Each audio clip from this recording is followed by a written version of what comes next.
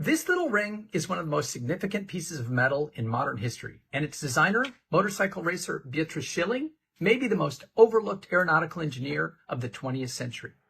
Watch this 16-second clip. It's the opening from the Battle of Britain, the greatest flying movie that will ever be made. Now, right there, listen. As the Hurricane pilot completes his roll, he pushes forward for a moment on the stick, and for a split second goes negative G, and the engine cuts out. That's rough. Now imagine if that happened in a dogfight. Ouch. Well, guess what? It did happen, and it happened all the time. This is the Rolls-Royce Merlin, the wizard engine that powered many of the world's greatest aircraft. The Hurricane, the Spitfire, the Mustang, the Mosquito, the Lancaster. All of them were powered by Merlins. But early in the war, the Merlin had a big problem. Because of its carburetor, when it went through any negative G maneuvers, the engine would momentarily be starved of fuel, cutting off at the critical moment. And for the first year of the war, the Battle of Britain, German pilots learned to exploit the Merlin's weakness, in particular being able to dive away if being chased by a Spitfire.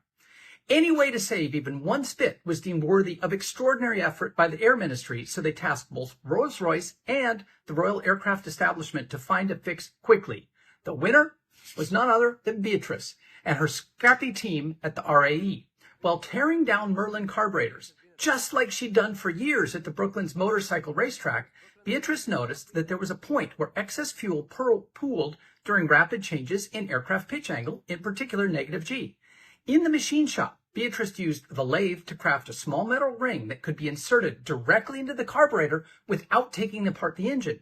During flight tests, her simple solution proved effective. Even better, the ring could be installed on an aircraft in the field with just a matter of minutes. With typical British humor, delighted RAF pilots called the device the BO for Beatrice's orifice.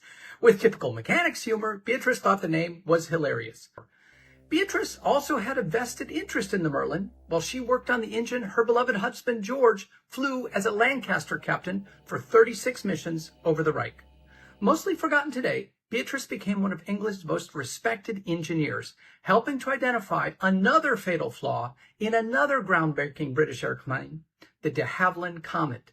But that's another story. Beatrice, always the wild one, only gave up motorcycle racing when she turned 65.